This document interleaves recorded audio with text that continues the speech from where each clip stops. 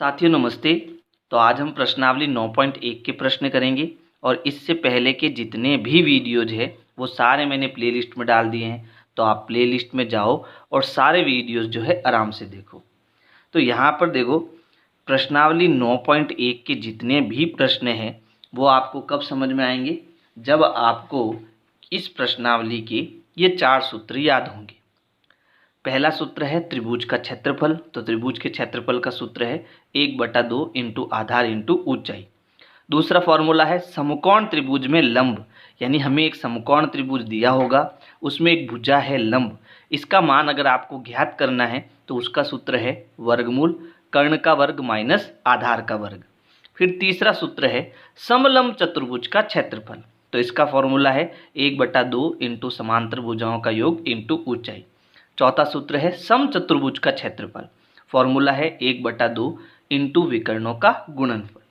तो अगर ये आप चारों सूत्र याद कर लेते हो तो इस प्रश्नावली के सारे प्रश्न हम बड़ी आसानी से समझ लेंगे। तो देखो, यहाँ पर हमारा पहला प्रश्न है, एक मेज के ऊपरी पृष्ठ का आकार समलंब जैसा है। यानी हमें एक मेज दी है और इसका जो ऊपर वाला पृष्ठ है वो एक समलंब चतुर्भुज के आकार का है। ठीक है। यदि इसकी समांतर भुजाएं 1 मीटर और 1.2 मीटर है तथा इन समांतर भुजाओं के बीच की दूरी 0.8 मीटर है तो इसका क्षेत्रफल ज्ञात कीजिए। यानी यहाँ पर जो हमें समलंब चतुर्भुज दिया है, इसकी जो ये दोनों भुजाएं समांतर भुजाएं हैं, ठीक है, इनका मान दिया है। ऊपर वाली भुजा 1 मीटर है और नीचे वाली भुजा 1.2 मीटर है। फिर इनके बीच की दूरी का मतलब होता है इस चतुर्भुज की जो ऊंचाई हमें दी है, ये क्या होती है, बीच की दूरी को हम क्या बोलते हैं, ऊंचाई बोलते हैं। और ऊंचाई हमें दी है 0.8 मीटर। अब इस मेज का हमें क्या ज्ञात करना है, क्षेत्रफल ज्ञात करना है। तो सीधा सीधा समलंब चतुर्भुज का क्षेत्रफल का सूत्र लगाना है और जो भी मान हमें दिए हैं वो मान हमें रखने हैं और उत्तर निकालना है। तो सीधा सीधा हम यहाँ लिखेंगे समलंब चतुर्भुज का क्षेत्रफल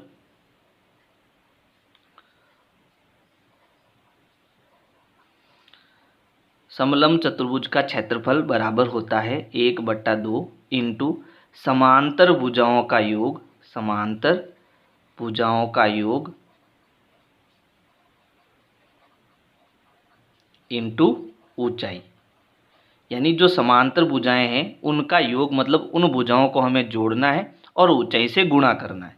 तो बराबर के नीचे बराबर, 1/2 के नीचे 1/2 इंटू, अब हम समांतर भुजाओं का योग यानी समांतर भुजाओं को जोड़ेंगे।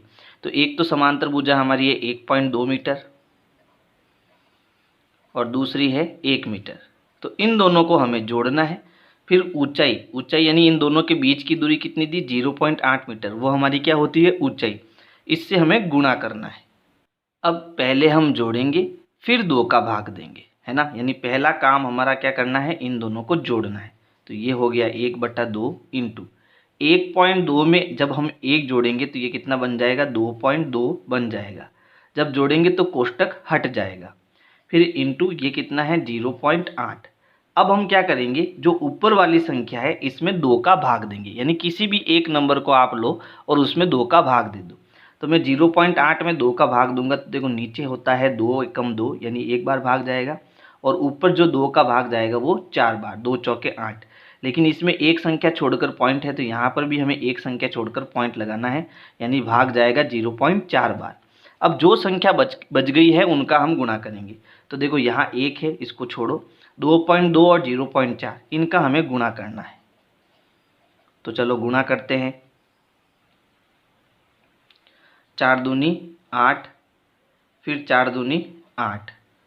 अब यहाँ पर देखो, पॉइंट के बाद एक अंक, पॉइंट के बाद एक अंक, यानी हमें 2 अंक छोड़कर पॉइंट लगाना है। तो पीछे से 2 अंक छोड़कर हम पॉइंट लगाएंगे और आगे आ जाएगा 0। और क्षेत्रफल हमेशा किस में आता है, वर्ग मीटर में आता है। तो यहाँ पर क्षेत्रफल आ जाएगा वर्ग मीटर और ये हमारा क्या हो जाएगा, आंसर हो जाएगा। प्रश्न 2 है, एक समलंब का क्षेत्रफल 34 वर्ग सेंटीमीटर है और इसकी ऊंचाई 4 सेंटीमीटर है। समांतर भुजाओं में से एक की 10 सेंटीमीटर लंबाई है, दूसरी समांतर भुजा की लंबाई ज्ञात कीजिए। यानी अब की बार हमें समलंब चतुर्भुज के क्षेत्रफल का मान जो है वो दिया हुआ है, इसके क्षेत्रफल का मान दिया हुआ है। और इसमें हमें ऊंचाई भी दी हुई है। ऊंचाई क्या होती है, जब हम इस समलंब चतुर्भुज के अंदर एक 90 डिग्री वाली लाइन खींचते हैं, ये जो मैंने यहाँ पर भुजा खींची है वो 90 डिग्री वाली भुजा है, और इसी भुजा को हम क्या कहेंगे, ऊंचाई। यानी समांतर जो यहाँ पर भुजाएं हैं इनके जो बीच की दूरी होती है इसी को हम क्या बोलते हैं, ऊंचाई बोलते हैं। और इसमें से हमें समांतर भुजाएं जो है इसमें से हमें एक भुजा का मान दिया हुआ है। मान लो ये भुजा हमारी कितनी हो गई, 10 सेंटीमीटर हो गई, और इस भुजा को हम मान लेते हैं x, और इसका मान हमें क्या करना है, ज्ञात करना है। तो जो हमें दिया हुआ है पहले हम वो लिख देते हैं। सबसे पहले हमें क्या दिया है, हमें दिया है समलंब का क्षेत्रफल। समलंब का जो क्षेत्रफल है वो हमें दिया है 34 वर्ग सेंटीमीटर, इसको हम वर्ग सेंटीमीटर बोलेंगे। फिर इसमें से हमें ऊंचाई दी हुई है, ऊंचाई हमें कितनी दी, 4 सेंटीमीटर। एक भुजा, एक समांतर भुजा हमें दी हुई है, तो यहाँ पर एक समांतर जो भुजा है वो हमें दी है 10 सेंटीमीटर, और दूसरी समांतर भुजा हमें ज्ञात करनी है। तो हम मान लेते हैं, अब हमारा आंसर हमें स्टार्ट करना है। माना दूसरी समांतर भुजा बराबर x सेंटीमीटर है। क्या माननी है हमें, x सेंटीमीटर है। ठीक है, अब सीधा हम फॉर्मूला लगाएंगे। किसका फॉर्मूला, समलंब चतुर्भुज के क्षेत्रफल का। तो यहाँ लिखेंगे समलंब का जो क्षेत्रफल हमें दिया है वो कितना दिया है, 34 वर्ग सेंटीमीटर दिया है। अब बराबर के नीचे बराबर और 34 की जगह 34, और क्योंकि हम समलंब का जो क्षेत्रफल है उसका फॉर्मूला जानते हैं तो ये फॉर्मूला आपकी बार हमें इसके नीचे लगाना है। जब हमें क्षेत्रफल का मान दिया हो तो क्षेत्रफल हमेशा क्षेत्रफल के नीचे लगाना होता है। ठीक है, इसका ध्यान रखना है। तो क्षेत्रफल अब हम इधर सूत्र इधर लगाएंगे, 1/2 इंटू समांतर भुजाओं का योग इंटू ऊंचाई। ऊंचाई को मैंने h से लिखा है। फिर देखो 1/2 इंटू समांतर भुजा में एक भुजा हमारी कितनी है, 10, और एक को हमने क्या माना, x, तो ये हो गया 10 प्लस x इंटू ऊंचाई। ऊंचाई हमको कितनी दी है, 4, तो यहाँ आ जाएगा 4 और बराबर में 34। अब देखो यहाँ 10 और x तो जुड़ने वाला है नहीं, तो सीधा हम 2 को इस 4 से कैंसिल कर देते हैं, यानी भाग दे देते हैं। तो 2 एकम 2, 2 दूनी 4। अब हमारे पास क्या बच गया, ये 2 जो है मैं आगे लिख देता हूँ गुणे में, 2 गुणा 10 प्लस x, ये हमारे पास ऊपर बच गया, और बराबर के इधर हमारे पास क्या बच गया, 34 बच गया।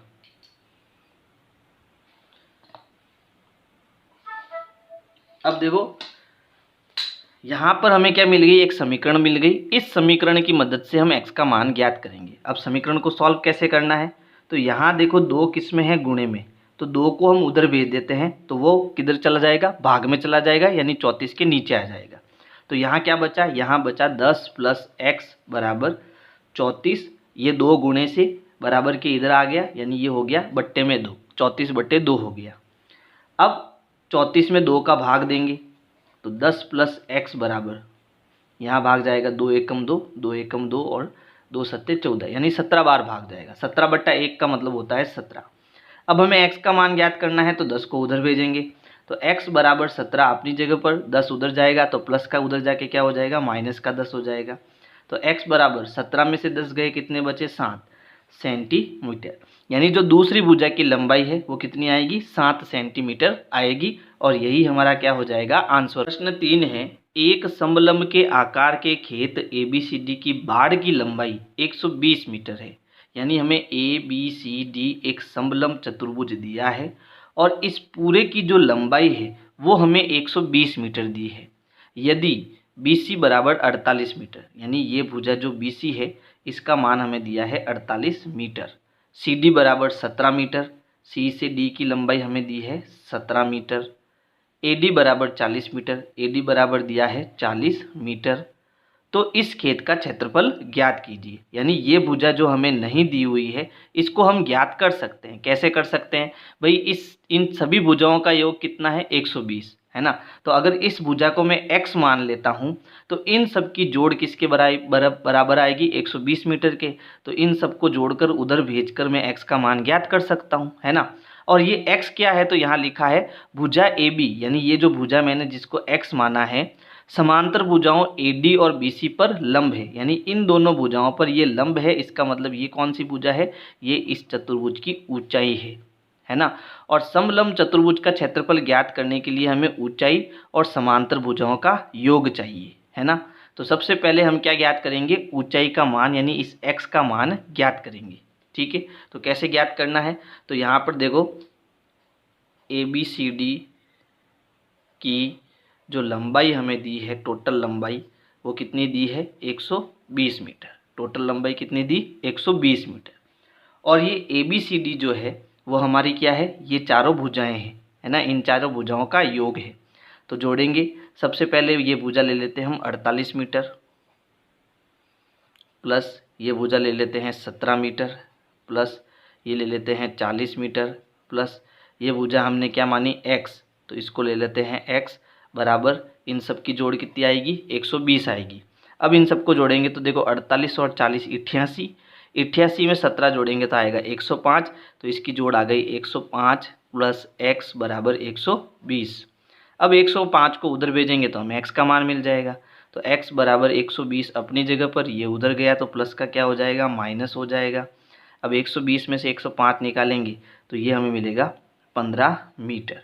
यानी x हमारी क्या है ऊंचाई, तो यानी ऊंचाई हमें मिल चुकी है 15 मीटर। अब मुझे इस खेत का क्या चाहिए, क्षेत्रफल ज्ञात करना है। और ये क्या है समलंब है, तो समलंब का क्षेत्रफल होता है 1/2 इंटू समांतर भुजाओं का योग इंटू ऊंचाई। तो सूत्र लगाएंगे, समलंब का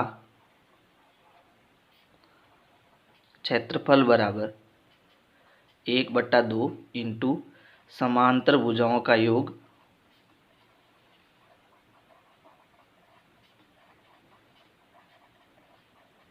इंटू ऊंचाई। तो देखो 1/2 इंटू समांतर भुजा, ये वाली दोनों भुजा इनको जोड़ना है, यानी 40 प्लस 48 इंटू ऊंचाई, ऊंचाई हमने निकाली कितनी 15, तो यहाँ आ जाएगा 15।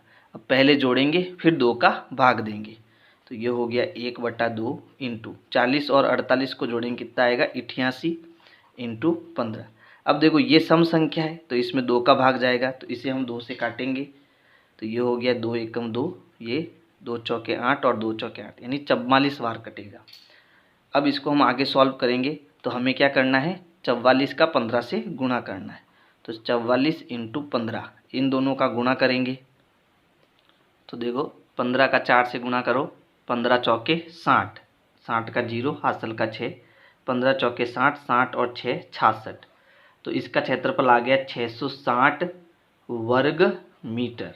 ठीक है, क्योंकि सारी भुजाएं हमें मीटर में दी है तो उत्तर आएगा वर्ग मीटर में। और ये हमारा क्या हो जाएगा आंसर हो। प्रश्न 4 है, एक चतुर्भुज आकार के खेत का विकर्ण 24 मीटर है। यानी हमें एक चतुर्भुज दिया है और इस चतुर्भुज का जो विकर्ण है इसकी लंबाई हमें दी है 24 मीटर और शेष सम्मुख शीर्षों से इस विकर्ण पर खींचे गए लंब 8 मीटर एवं 13 मीटर है। यानी कि इस विकर्ण के सामने जो दोनों शीर्ष है, एक तो ये शीर्ष और ये एक शीर्ष, इन दोनों शीर्ष से क्या खींचे हैं लंब खींचे हैं। एक तो ये हमारा लंब हो गया, दूसरा ये हमारा लंब हो गया। और हम जानते हैं लंब का मतलब होता है 90 डिग्री वाली लाइन, यानी ये भी हमारी ऊंचाई है और ये भी हमारी ऊंचाई है। ठीक है, खेत का क्षेत्रफल ज्ञात कीजिए, यानी हमें इस खेत का इस चतुर्भुज का क्षेत्रफल ज्ञात करना है। और इस चतुर्भुज का जो है हमारे पास कोई क्षेत्रफल ज्ञात करने का सूत्र नहीं है, क्योंकि हमने किसके सूत्र पढ़े हैं, तो हमने यहाँ पर एक तो समलंब चतुर्भुज का क्षेत्रफल का सूत्र पढ़ा है और एक सम चतुर्भुज के क्षेत्रफल का सूत्र पढ़ा है। चतुर्भुज का कोई सूत्र हमने नहीं पढ़ा। लेकिन यहाँ पर देखो त्रिभुज का क्षेत्रफल का सूत्र हम लगा सकते हैं, क्योंकि देखो एक तो हमारा ऊपर त्रिभुज बन रहा है और नीचे भी त्रिभुज बन रहा है और हमें ऊंचाई भी दी हुई है। इसका मतलब हम यहाँ दोनों में त्रिभुज का क्षेत्रफल यूज़ करेंगे। इन दोनों क्षेत्रफल को जब जोड़ेंगे तो खेत के पूरा क्षेत्रफल हमें मिल जाएगा, है ना।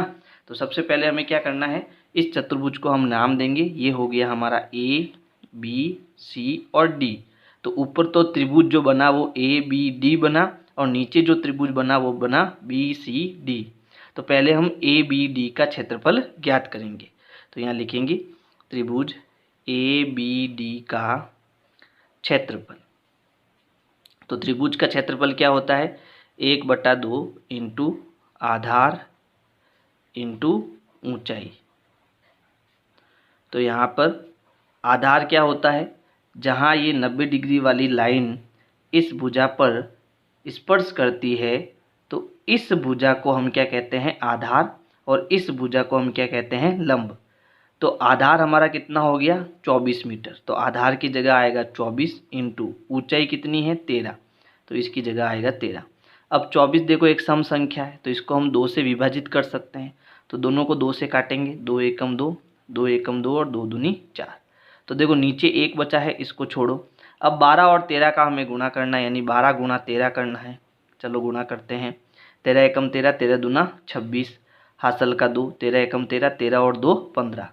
तो इसका ऊपर वाले त्रिभुज का जो क्षेत्रफल हमें मिला वो है 156 वर्ग मीटर। अब नीचे वाला त्रिभुज का क्षेत्रफल भी ज्ञात करेंगे। तो ये त्रिभुज है त्रिभुज बी सी डी का क्षेत्रफल। सूत्र क्या बनेगा, 1/2 इंटू आधार इंटू ऊंचाई।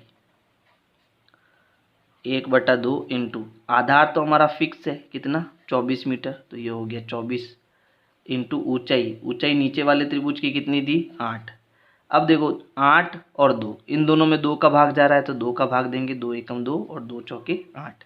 तो 24 का 2 से गुणा करेंगे, 4 से गुणा करेंगे, 24 गुणा 4। तो 4 चौक हो गया 16, हासिल का 1, 4 दूनी 8 और 1 9। तो इसका क्षेत्रफल आया 96 वर्ग मीटर। अब इन दोनों के क्षेत्रफल को जोड़ेंगे तो हमें खेत का क्षेत्रफल मिल जाएगा। तो अब मैं आगे कर देता हूँ, यहाँ पर खेत का क्षेत्रफल बराबर त्रिभुज ए बी डी का क्षेत्रफल प्लस बी सी डी का क्षेत्रफल, बी सी डी का क्षेत्रफल। तो ए बी डी का क्षेत्रफल कितना है, 156 प्लस बी सी डी का क्षेत्रफल है 96। दोनों को जोड़ेंगे तो 6 और 6 12, हासिल लगा 1, 9 और 1 10, 10 और 5 15, हासिल लगा 1, 1 और 1 2। तो हमारा उत्तर आएगा 252 वर्ग मीटर। प्रश्न 5 है, किसी समचतुर्भुज के विकर्ण 7.5 सेंटीमीटर एवं 12 सेंटीमीटर है, इसका क्षेत्रफल ज्ञात कीजिए। यानी अब की बार हमें समचतुर्भुज दिया है, और समचतुर्भुज का क्षेत्रफल हमने क्या पढ़ा है, समचतुर्भुज का क्षेत्रफल बराबर 1/2 इंटू विकर्णों का गुणनफल। तो हमें यहाँ पर विकर्ण जो दिए हैं इनका हमें गुणा करना है, और आगे 1/2 से गुणा करना है, तो हमें समचतुर्भुज का क्षेत्रफल का मान मिल जाएगा, है ना। तो सीधा हम सूत्र लगाकर इसको सॉल्व करेंगे। समचतुर्भुज का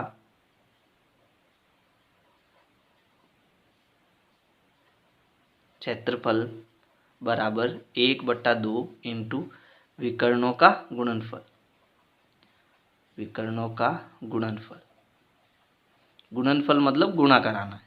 तो ये हो गया 1/2 इंटू, एक विकर्ण हमारा है 7.5 इंटू दूसरा विकर्ण है 12। अब देखो 12 सम संख्या है तो 2 से विभाजित है, तो इन दोनों को काटेंगे, 2 एकम 2 और 2 छंग 12। तो ऊपर हमारे पास बचा 7.5 और गुणे में 6, इन दोनों का गुणा करेंगे तो 6 पंजे 30, हासिल का 3, सांचंग 42, 42 और 3 45। अब देखो यहाँ पर एक संख्या छोड़ के क्या है, पॉइंट। तो हम यहाँ पर जो उत्तर आया है उसमें एक संख्या छोड़कर क्या लगाएंगे, पॉइंट। 45.0 का मतलब कितना होता है, 45 ही होता है। तो ये हो गया 45 वर्ग सेंटीमीटर, और ये हो जाएगा हमारा आंसर। प्रश्न 6 है, एक समचतुर्भुज का क्षेत्रफल ज्ञात कीजिए जिसकी भुजा 6 सेंटीमीटर और शीर्ष लंब 4 सेंटीमीटर है। यदि एक विकर्ण की लंबाई 8 सेंटीमीटर है तो दूसरे विकर्ण की लंबाई ज्ञात कीजिए।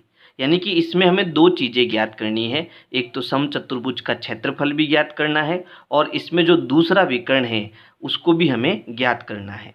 तो यहाँ हमें क्या क्या दिया हुआ है, तो सबसे पहले हमें दिया है इसकी जो भुजा है 6 सेंटीमीटर दी हुई है। तो हम जानते हैं कि जो समचतुर्भुज होता है इसकी सभी भुजाएं क्या होती है, समान होती है। तो अगर एक भुजा हमारी 6 सेंटीमीटर की है तो सारी भुजाएं कितनी हो जाएगी, 6-6 सेंटीमीटर की हो जाएगी।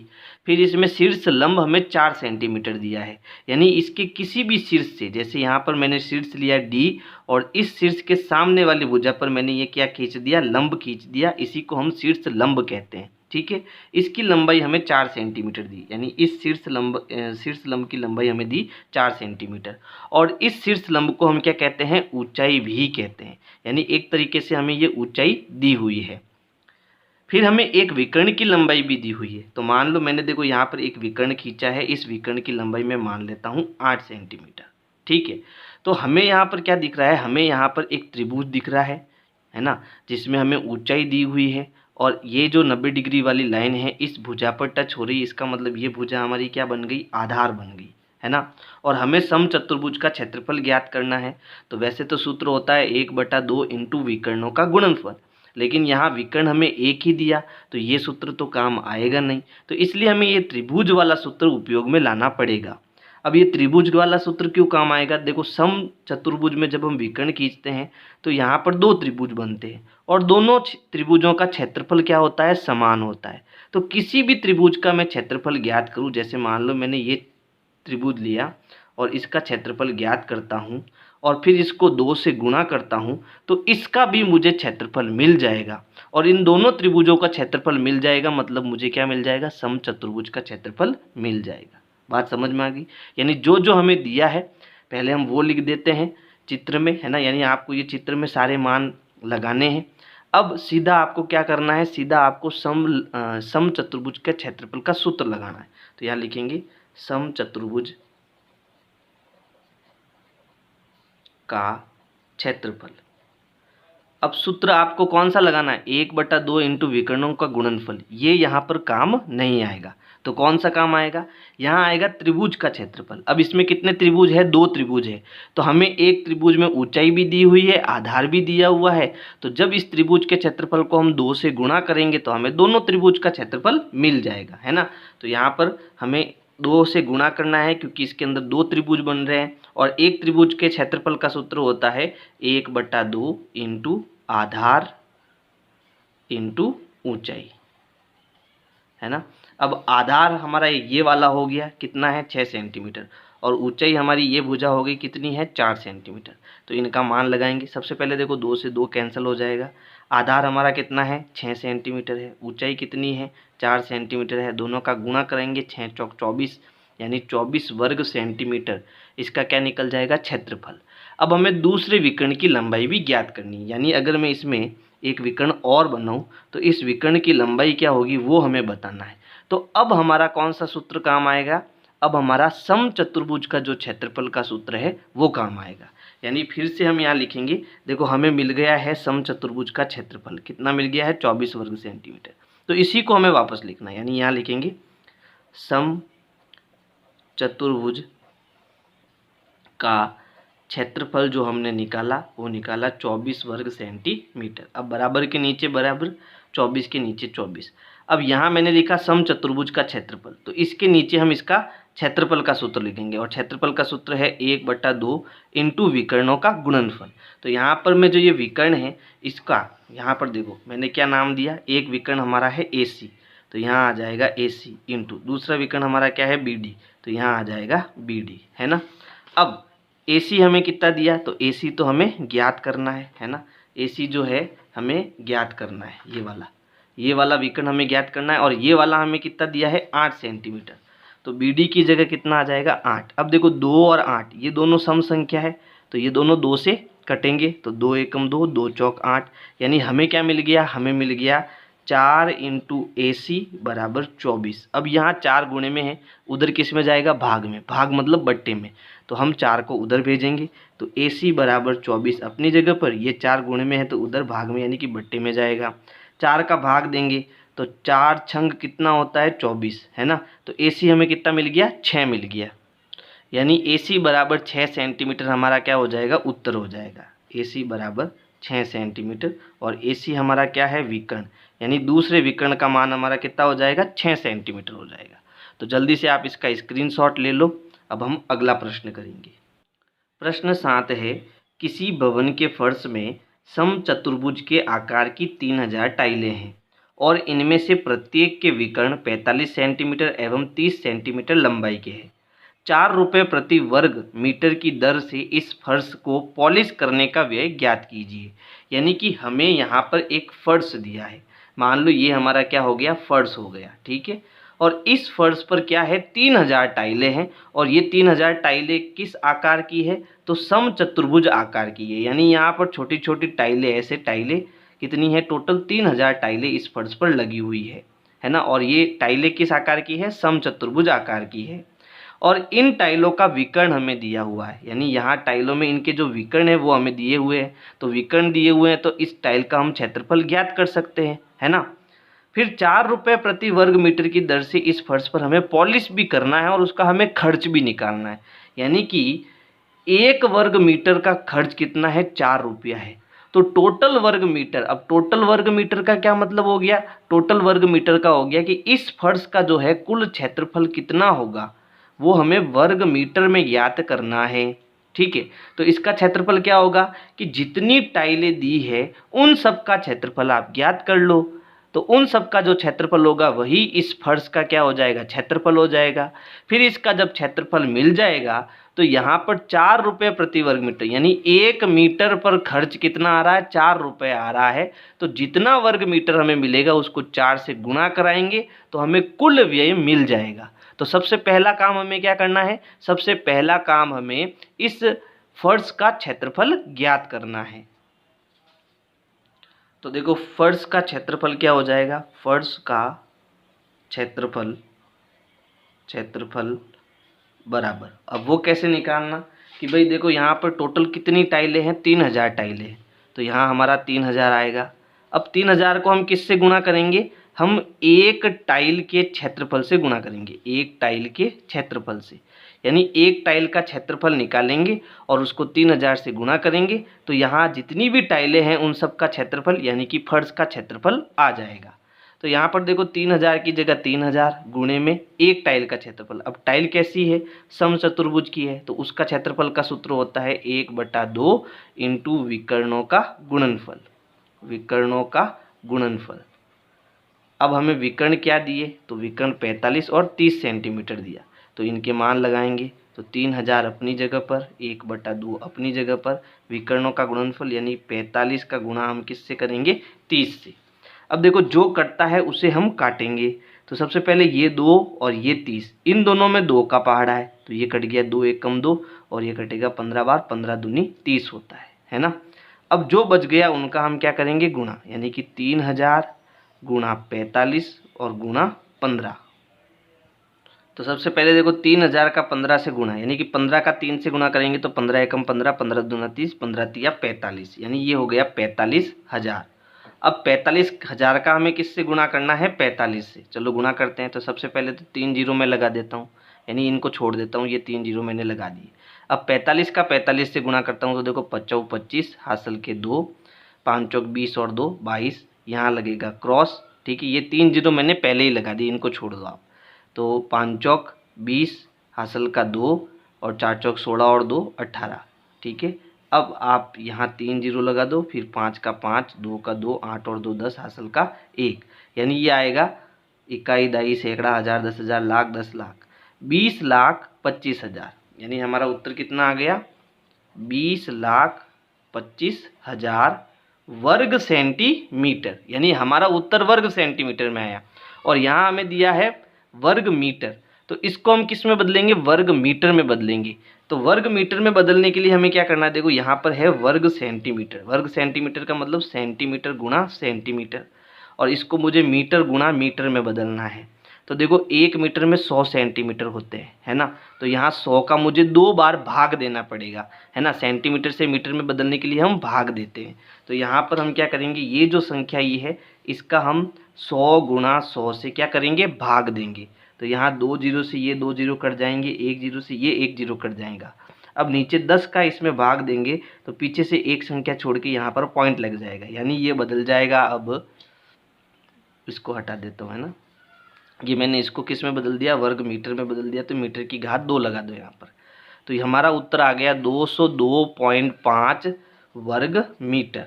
अभी हमारा फाइनल आंसर नहीं है, अभी हमें इसका टोटल जो व्यय है वो ज्ञात करना है। तो कुल व्यय ज्ञात करने के लिए हम क्या करेंगे, कुल व्यय। तो कुल व्यय निकालने के लिए जो उत्तर आया है 202.5, उसका यहाँ पर हम किससे गुणा करेंगे, 4 से। तो चलो करते हैं गुणा। 5 चौक हो गया 20, हासिल लगा 2, 4 दूनी 8 और 2 10, हासिल लगा 1, 1 का 1 आएगा, फिर 4 दूनी 8, फिर पीछे से एक संख्या छोड़कर क्या लगेगा, पॉइंट, क्योंकि यहाँ पीछे से संख्या छोड़कर पॉइंट लग रहा है ना, तो यहाँ पॉइंट लगेगा। यानी टोटल हमारा कितना आ गया, 810 रुपये खर्च आ गया। तो इस प्रकार से आपको प्रश्न संख्या 7 करना है। प्रश्न 8 है, मोहन एक समलंब के आकार का खेत खरीदना चाहता है। इस खेत की नदी के साथ वाली भुजा सड़क के साथ वाली भुजा के समांतर है और लंबाई में दुगनी है। यानी कि यहाँ पर हमें एक खेत दिया है जो कैसे आकार का है, समलंब आकार का है। इस खेत के एक तरफ सड़क है और दूसरी तरफ नदी है। सड़क और नदी वाली जो भुजाएं हैं वो एक दूसरे के क्या है, समांतर है, ये हमें दिया हुआ है ना। और इनमें क्या संबंध है कि इनकी जो लंबाई है वो एक की दूसरी की दुगनी है। यानी अगर ये लंबाई हम x मान लेते हैं तो ये नीचे वाली लंबाई इसकी दुगनी होगी। यानी ये x है तो ये 2 × x होगी, 2 का x से गुणा करेंगे तो दुगना हो जाएगा 2x, है ना, ये हमें दिया हुआ है। यदि इस खेत का क्षेत्रफल 10,500 वर्ग मीटर है और दो समांतर भुजाओं के बीच लंबवत दूरी यानी कि ऊंचाई 100 मीटर है तो नदी के साथ वाली भुजा की लंबाई ज्ञात कीजिए। यानी कि हमें यहाँ x और 2x इन दोनों भुजाओं का मान ज्ञात करना है। ठीक है, तो यहाँ पर देखो सबसे पहले हमें क्या दिया, हमें खेत का क्षेत्रफल दिया हुआ है और खेत कैसा है, समलंब आकार का है। तो यहाँ पर हम लिखेंगे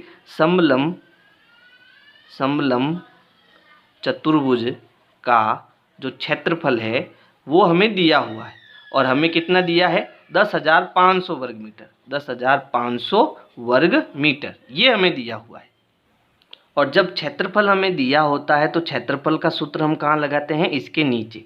तो बराबर की जगह बराबर, 10,500 की जगह 10,500 और यहाँ हम इसका क्षेत्रफल का सूत्र लिखेंगे।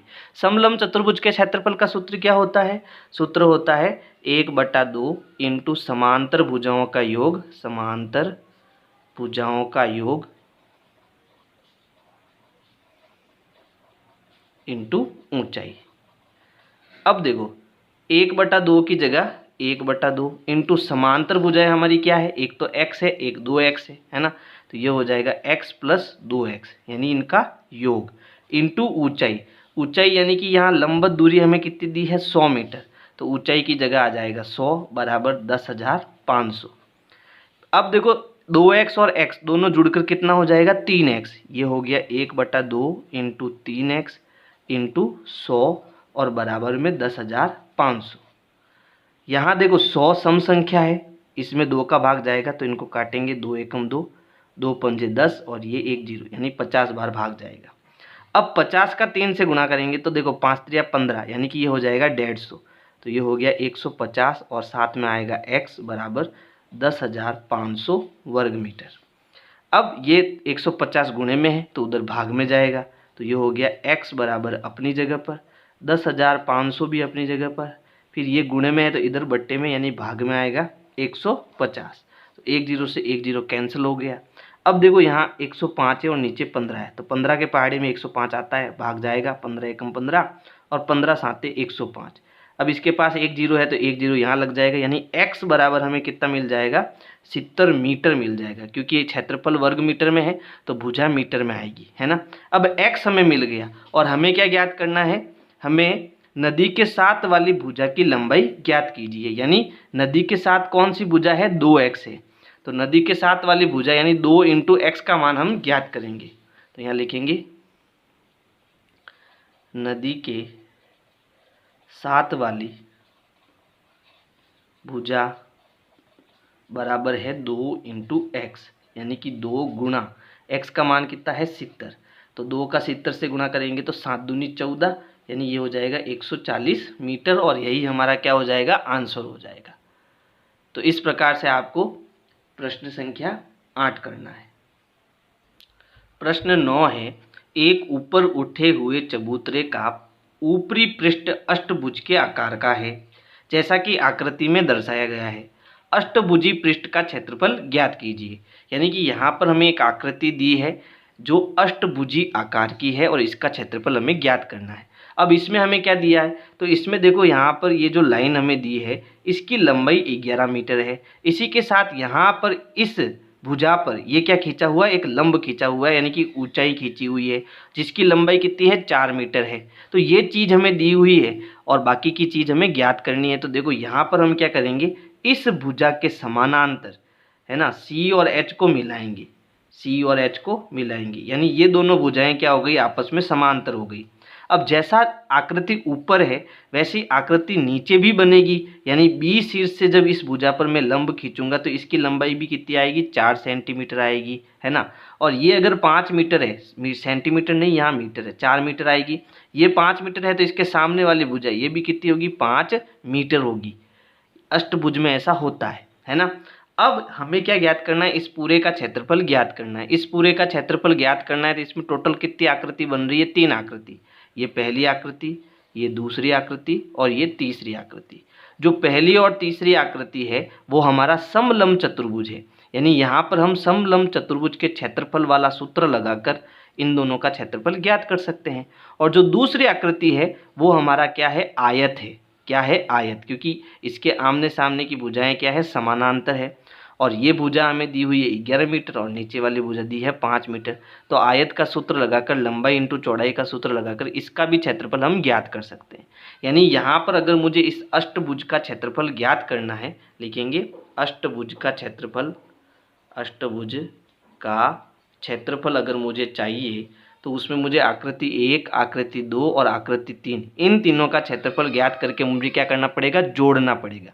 यानी यहाँ मुझे लिखना है आकृति 1 का क्षेत्रफल प्लस आकृति 2 का क्षेत्रफल प्लस आकृति 3 का क्षेत्रफल। अब आकृति 1 के क्षेत्रफल में क्या सूत्र लगाएंगे, तो ये क्या है, हमारे पास एक समलंब है ना, समलंब आकृति है।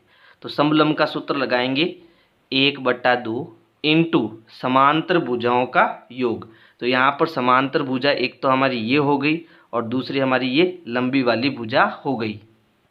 अब आप कहोगे सर इस भुजा का तो मान दिया ही नहीं, है ना। तो इस भुजा का मान दिया हुआ है। देखो ये जो छोटी वाली भुजा है, यानी ये वाली अष्टभुज की ये सारी भुजाएं ये समान होती है। तो ये 5 मीटर है, ये भी 5 मीटर होगी, तो ये ऊपर वाली भी क्या होगी, 5 मीटर, और नीचे वाली भी क्या होगी, 5 मीटर। यानी इसका मान हमें सबका समान होता है, ये भी दिया हुआ है ना। तो यहाँ पर एक भुजा में ले लेता हूँ BA और दूसरी भुजा इसकी हो जाएगी CH, है ना। आप चाहो तो सीधा इनका मान भी लगा सकते हो। तो मैं सीधा मान रख देता हूँ 1/2 इंटू समांतर भुजाओं का योग, यानी कि 11 + 5 इंटू ऊंचाई, ऊंचाई ये होगी हमारी, ठीक है, कितनी दी हुई है, 4, प्लस आकृति 2 का क्षेत्रफल। अब आकृति 2 क्या है, आयत है। आयत का सूत्र होता है लंबाई इंटू चौड़ाई। तो यहाँ लंबाई कितनी है, 11 मीटर और चौड़ाई कितनी है, 5 मीटर। तो यहाँ सीधा 11 × 5 कर देता हूँ, प्लस आकृति 3 भी क्या है, समलंब चतुर्भुज का क्षेत्रफल है। तो समलंब चतुर्भुज का क्षेत्रफल होता है 1/2 इंटू समांतर भुजाओं का योग, यानी इन दोनों भुजाओं को जोड़ेंगे, यानी 11 + 5 इंटू ऊंचाई, ऊंचाई कितनी दी है, 4, तो यहाँ गुणे में 4 आ जाएगा। अब देखो पहले हम जोड़ते हैं फिर 2 का भाग देते हैं। तो ये हो गया 1/2 इंटू 11 और 5 जोड़ेंगे तो हमें मिलेगा 16 इंटू 4, प्लस 11 और 5 का गुणा करेंगे तो 11 × 5 = 55, प्लस ये हो गया 1/2, 11 और 5 जोड़ेंगे तो 16 इंटू 4। अब देखो 2 का भाग हम 4 में देंगे तो 2 एकम 2, 2 दूनी 4, यहाँ भी 2 में 4 का भाग देंगे, सॉरी 4 में 2 का भाग देंगे, 2 एकम 2, 2 दूनी 4। अब गुणा कराएंगे तो 16 दूना कितना होता है, 32, प्लस आगे कितना है 55, प्लस 16 दूना कितना होता है 32। सबको जोड़ेंगे तो 32 और 32 64, और 64 में हमें जोड़ना है 55। तो 4 और 5 9, 6 और 5 11, उत्तर आ जाएगा 119 वर्ग मीटर। ये हमारा क्या हो जाएगा, अष्टभुज का क्षेत्रफल। तो देखो बड़ा ही आसान है, हमें अष्टभुज का क्षेत्रफल ज्ञात करना था। तो सबसे पहले हमने आकृति 1, आकृति 2 और आकृति 3 इनके क्षेत्रफल के सूत्र लगाए और इनका मान निकाल कर क्या कर दिया, इनको जोड़ दिया। इस प्रकार से हमारा आंसर आ गया 119 वर्ग मीटर। प्रश्न 10 है, एक पंचभुज आकार का बगीचा है जैसा कि आकृति में दर्शाया गया है। इसका क्षेत्रफल ज्ञात करने के लिए ज्योति और कविता ने इसे दो विभिन्न तरीकों से विभाजित किया है। दोनों तरीकों का उपयोग करते हुए इस बगीचे का क्षेत्रफल ज्ञात कीजिए। क्या आप इसका क्षेत्रफल ज्ञात करने का कोई और विधि बता सकते हैं? तो देखो यहाँ पर हमें एक पंचभुज दिया है। इस पंचभुज में प्रत्येक भुजा का जो मान है वो 15 मीटर है, यानी ये 15 मीटर, 15 मीटर, 15 मीटर, ये भी 15 और ये भी 15 मीटर, ये हमें दिया हुआ है। इसके ऊपर वाले शीर्ष से सामने वाली भुजा तक की टोटल लंबाई जो है वो 30 मीटर है। अब इसका मुझे क्षेत्रफल ज्ञात करना है। तो इसके लिए ज्योति क्या कर रही है, बीच में से इसको पूरा आधा कर रही है, यानी ये आधा हिस्सा और ये आधा हिस्सा, ये दोनों आपके चतुर्भुज बन गए। इन दोनों चतुर्भुज का क्षेत्रफल ज्ञात करके ये इस पंचभुज का क्षेत्रफल ज्ञात कर रही है। वहीं कविता क्या कर रही है, कविता इसको यहाँ से क्या कर रही है, आधा कर रही है, यानी यहाँ से इसको विभाजित कर रही है। तो नीचे हमारा क्या बन गया, नीचे बन गया वर्ग, और ऊपर क्या बन गया, तो ऊपर बन गया त्रिभुज। ठीक है, अब इस त्रिभुज में आप कहोगे ऊंचाई कहाँ से लाएंगे, तो देखो इस शीर्ष से इस नीचे वाली भुजा पर हम लंब खींचेंगे तो ये इसकी क्या हो जाएगी, ऊंचाई हो जाएगी। अब ऊंचाई का मान क्या आएगा, तो देखो यहाँ पर ये 15 मीटर है यहाँ से यहाँ तक, और पूरी कितनी है, 30 मीटर है। तो 30 मीटर ये और नीचे वाली भुजा 15 मीटर, तो यहाँ से यहाँ का हिस्सा कितना हो गया, 15 मीटर हो गया। बात समझ में आ गई। तो ऊंचाई हमें दी हुई है 15 मीटर। तो वर्ग और त्रिभुज दोनों का क्षेत्रफल जोड़ेंगे तो इस पंचभुज का क्षेत्रफल हमें मिल जाएगा। तो चलो हम दोनों ही तरीकों से क्षेत्रफल ज्ञात करते हैं। तो देखो जहाँ ज्योति इसको क्या कर रही है, बीच में से आधा कर रही है, तो ये जो चतुर्भुज है वो कैसा चतुर्भुज है, समलंब चतुर्भुज है। क्यों, क्योंकि इसकी आमने सामने की भुजाएं का एक जोड़ा जो है वो समांतर है और ये दोनों समांतर नहीं है, इसलिए ये हमारा क्या हो गया, समलंब चतुर्भुज हो गया। अब देखो ये जो नीचे वाली भुजा है वो टोटल कितनी है, 15 मीटर है, और इसको यहाँ इसने क्या करा, पूरा आधा आधा बांट लिया। यानी 15 का जब हम आधा करेंगे, 15/2 करेंगे तो लगभग भाग जाएगा 7.5 मीटर, यानी इसकी ये लंबाई 7.5 आएगी और ये लंबाई भी कितनी आएगी, 7.5 आएगी। ठीक है, और देखो दोनों ही जो चतुर्भुज है वो इनका क्षेत्रफल क्या होगा, समान होगा। तो हम क्या करेंगे, एक का क्षेत्रफल ज्ञात करेंगे और इसका हम 2 से गुणा करेंगे तो दोनों का क्षेत्रफल हमें मिल जाएगा। इसकी ऊंचाई ये वाली भुजा होगी यानी 7.5 मीटर, है ना, क्योंकि यहाँ देखो ऐसा बॉक्स बना है, इसका मतलब ये 90 डिग्री की भुजा है, 90 डिग्री की भुजा है, इसका मतलब ये हमारी ऊंचाई हो जाएगी, है ना।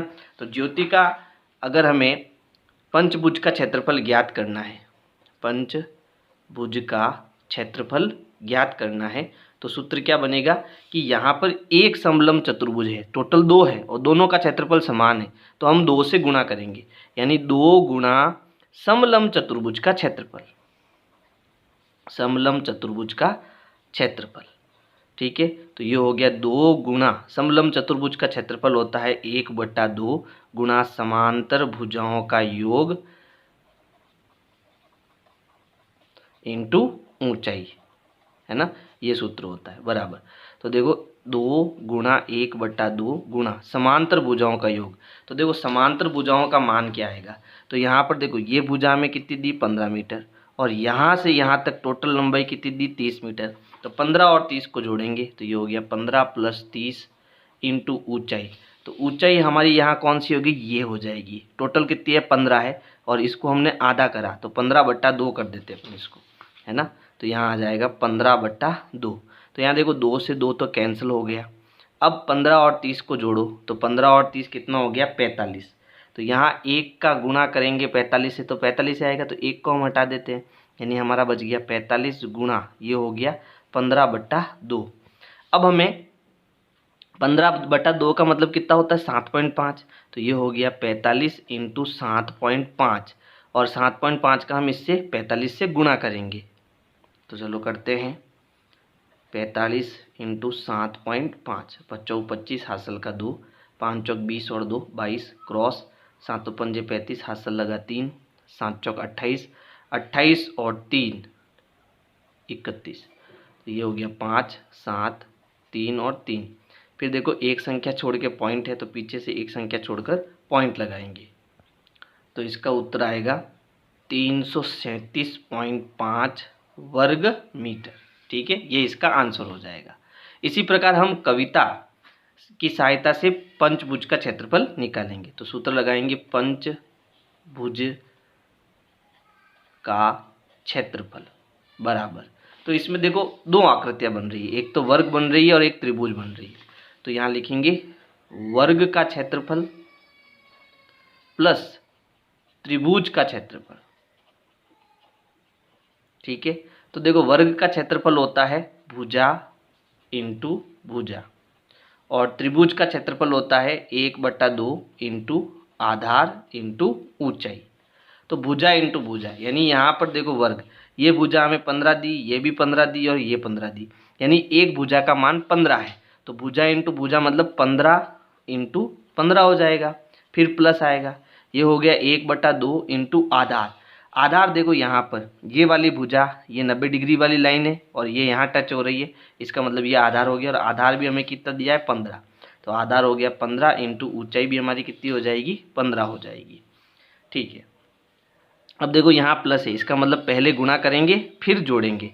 तो देखो 15 इंटू 15 कितना होता है 225 होता है, तो 15 इंटू 15 ये हो गया 225 प्लस 15 इंटू 15 225 और नीचे भाग लगाना है 2 का, तो ये हो गया हमारा 225 प्लस हम 225 में 2 का भाग देंगे। तो चलो भाग देते हैं 225 में 2 का, तो 2 एकम 2, पीछे बचा 0, 2 2 एकम 2, फिर बचा 0, उतारेंगे 5, 2 दूनी 4, बचा 1, लगा पॉइंट 0, 2 पंजे 10, यानी ये आ गया 112.5 112.5। अब जोड़ेंगे तो देखो पॉइंट और ये कितना है 5, अब 2 में हम 5 जोड़ेंगे तो ये हो गया 7, 2 में 1 जोड़ेंगे तो 3, 2 में 1 जोड़ेंगे तो 3, तो इसका क्षेत्रफल भी आ गया 237.5 वर्ग मीटर।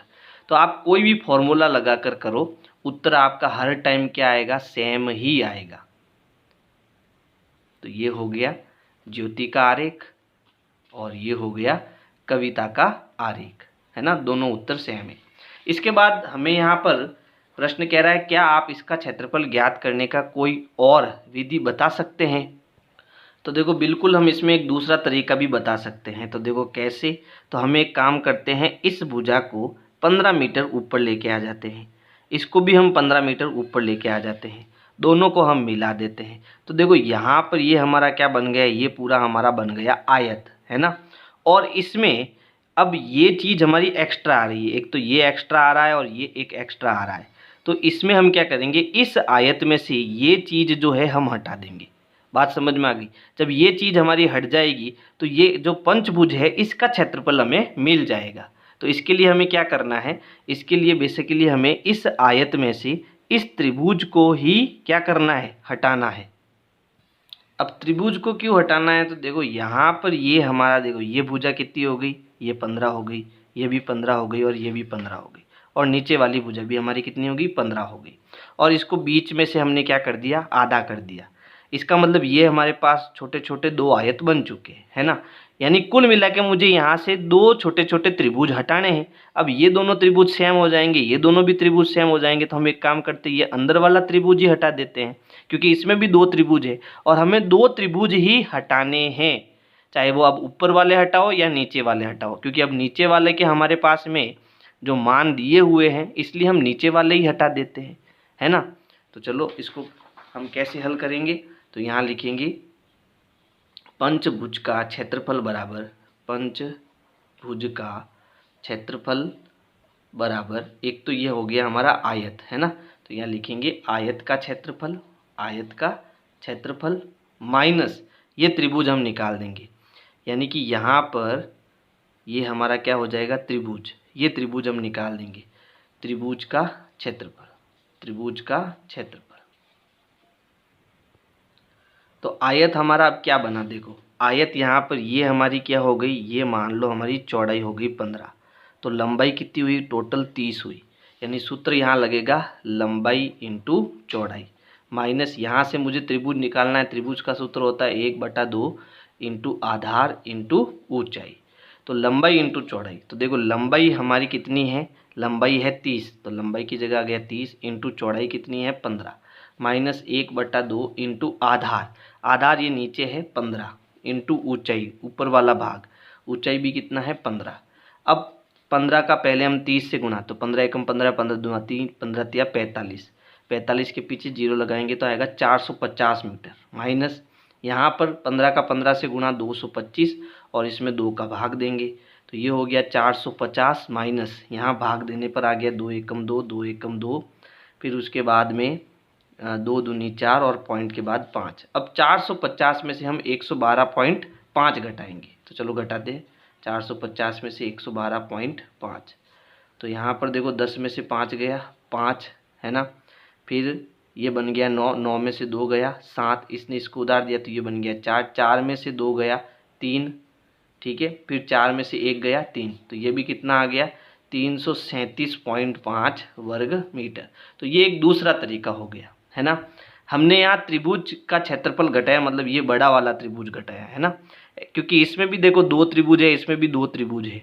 अब कोई भी त्रिभुज है तो 2 त्रिभुज आपको घटाने हैं, तो ये बड़ा वाला त्रिभुज ही मैं ले लेता हूँ क्योंकि इसके अंदर 2 त्रिभुज है, तो 2 त्रिभुज का क्षेत्रफल हम हटाएंगे तो इसका क्षेत्रफल हमें मिल जाएगा।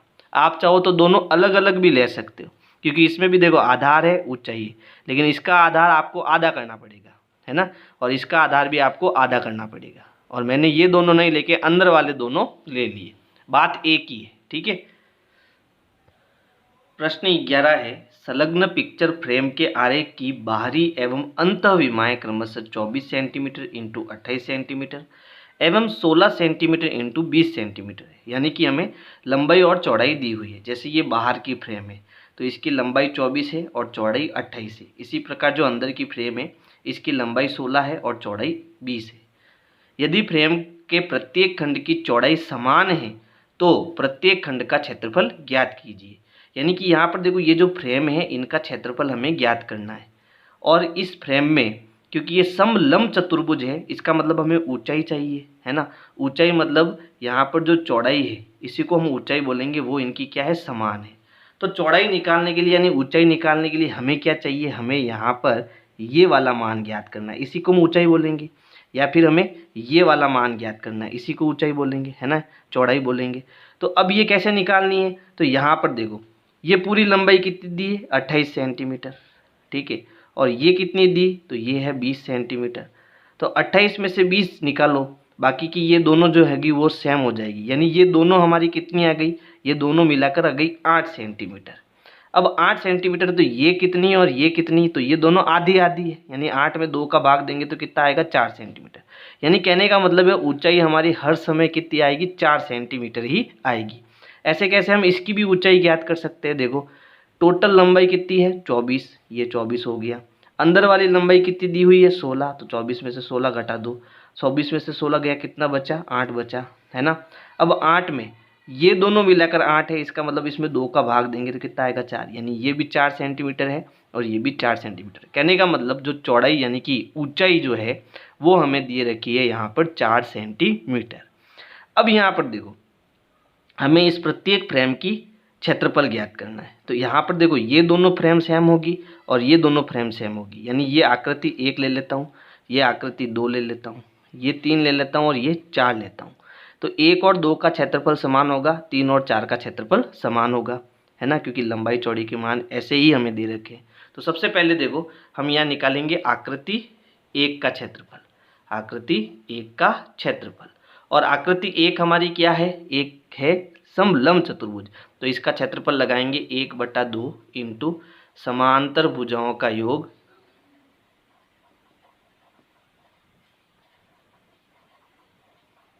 इंटू ऊंचाई है ना। यहाँ ऊंचाई हमारी क्या है चौड़ाई, ये ध्यान रखना।